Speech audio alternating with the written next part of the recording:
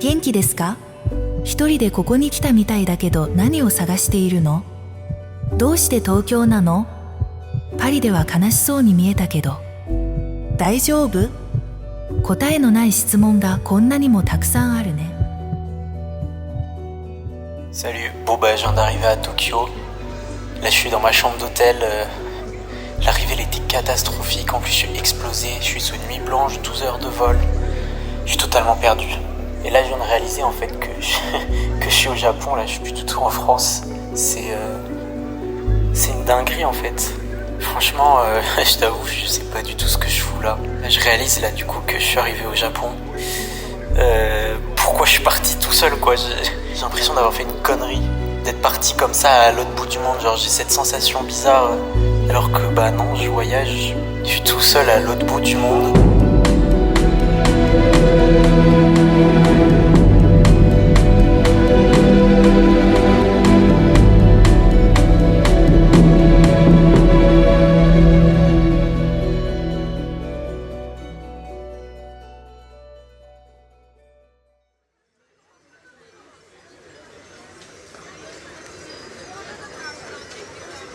Premier vrai jour à Tokyo après une bonne nuit de sommeil. Je suis revenu à mes esprits et sans mauvais jeu de mots, je me suis dirigé dès le matin au sanctuaire d'Asakusa, le temple bouddhiste de Sensoji. Je dois dire que cet endroit m'a de suite impressionné. Le monde partout, de la rue Nakamize jusqu'au temple, tous les sens sont mis à disposition. Les visiteurs silencieux, le son des pièces jetées dans les honden, l'odeur de l'encens qui remplit les narines tout autour du sanctuaire et des rues, la grandeur des édifices et de la pagode de 5 étages. Tout est impressionnant. Et étrangement, je me suis senti bien ici. Bien qu'étranger à cette culture, j'avais l'impression d'être le bienvenu.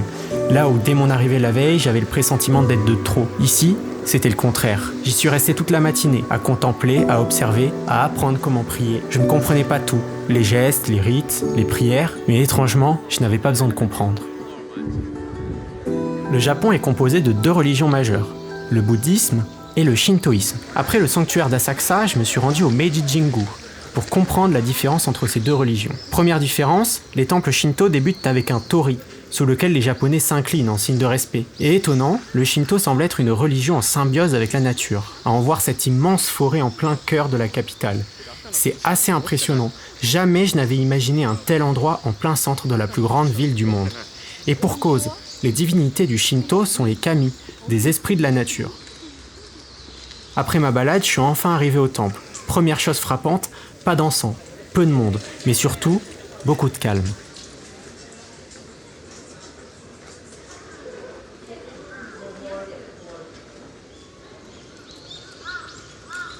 J'ai même eu la chance d'apercevoir un mariage shintoïste.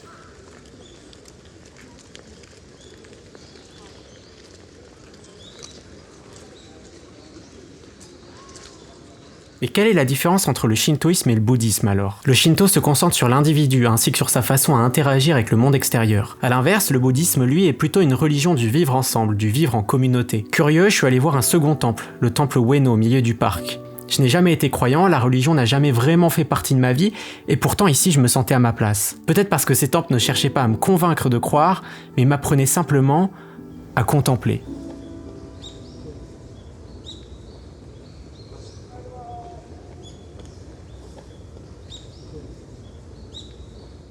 Ce qui me frappe avec Tokyo, c'est que j'ai une impression de déjà-vu.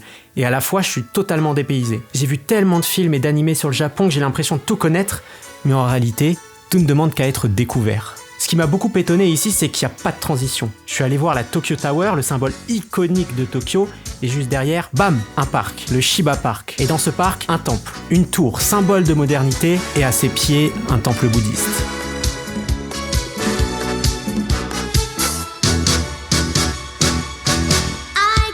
Tokyo m'a rattrapé. Le quartier de Shibuya, des milliers de gens, des distributeurs de boissons partout, des centaines de personnes qui traversent en même temps, des milliers de trajectoires différentes qui s'entrecroisent, des couleurs de partout, de jour comme de nuit.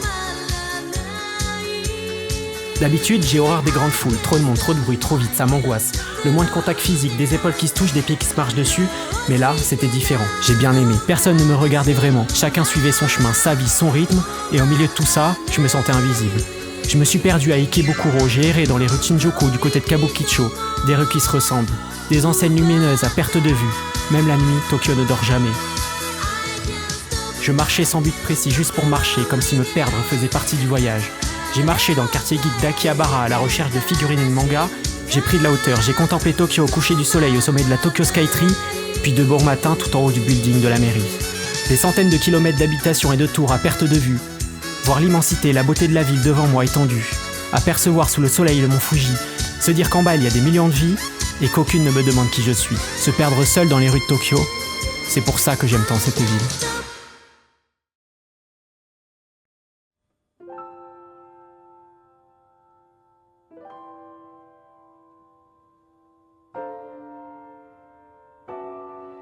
Ce matin, direction très tôt vers la gare de Tokyo. Je ne voulais pas que mon voyage au Japon ne se résume qu'à la capitale. J'avais un besoin irrépressible d'en voir plus. Alors je prends le Shinkansen, le train à grande vitesse japonais.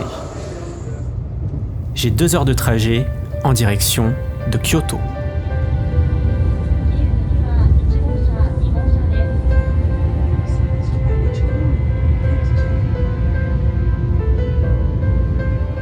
Arrivé sur place, tout semble différent. Pas de gros immeubles, quasi que des maisons de partout. Comme si la ville avait décidé de rester à hauteur d'homme. Première étape, le Kinkakuji, que l'on connaît en français sous le nom de pavillon d'or. Un petit pavillon au milieu de la végétation se reflétant dans l'eau au milieu du calme. Cette vision presque hypnotisante est assez apaisante, il faut dire. Alors je suis resté longtemps, j'ai erré aux alentours, à regarder les Japonais prier.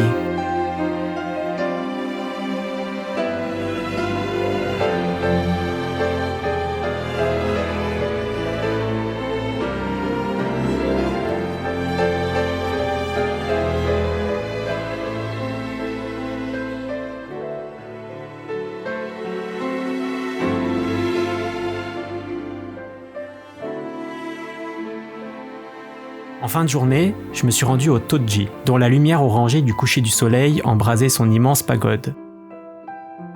J'ai erré dans les alentours, calme, quasi vide de monde, pas un bruit, si ce n'est celui du vent s'engouffrant à travers les arbres et les bâtisses.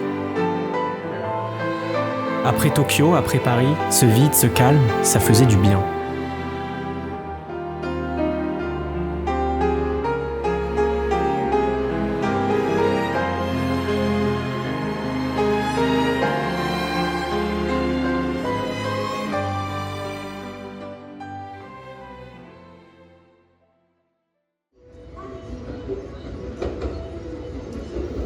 Le lendemain, après une bonne nuit de sommeil, je me rends au temple de Fushimi Inari, connu sous le nom du temple aux 1000 torii.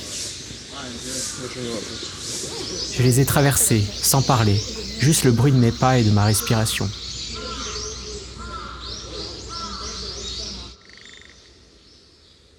Plus je montais, plus il y avait de silence, et plus le silence devenait agréable.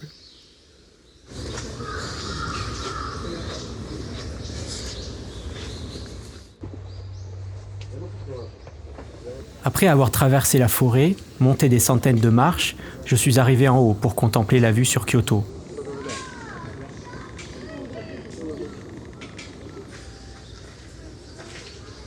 Au fond, je me sentais pas si solitaire que ça au Japon. J'avais l'impression d'être accompagné. Par les autres visiteurs d'abord, mais aussi par quelque chose de plus discret. Comme si la nature veillait silencieusement sur ces lieux et sur ceux qui s'y rendent.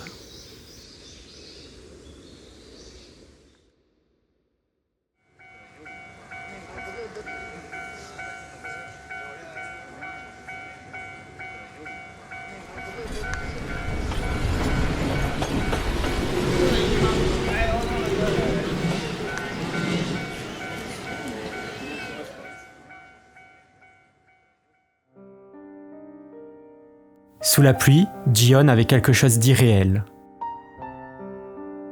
Comme si je marchais dans un autre Japon, un Japon plus ancien. Chaque rue de ce quartier me racontait une histoire, et moi, je faisais simplement partie du décor.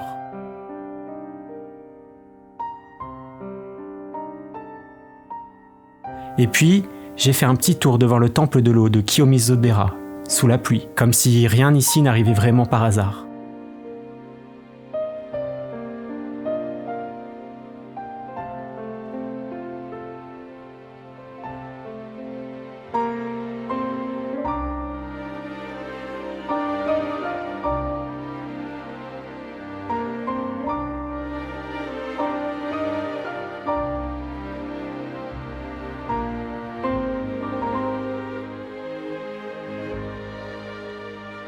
Il commence à se faire tard, il va être l'heure de rentrer à Tokyo.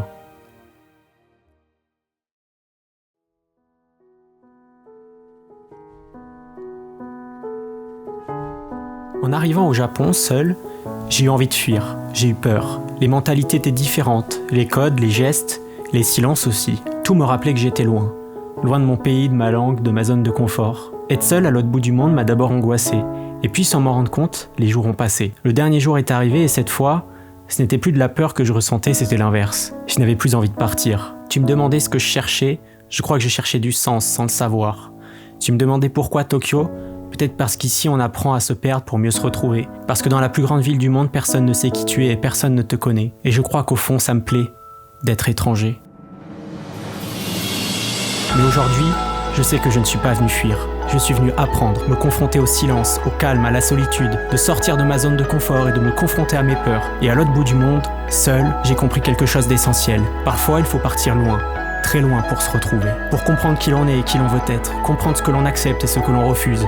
Traverser le monde, découvrir de nouvelles cultures, se perdre, parler notre langue.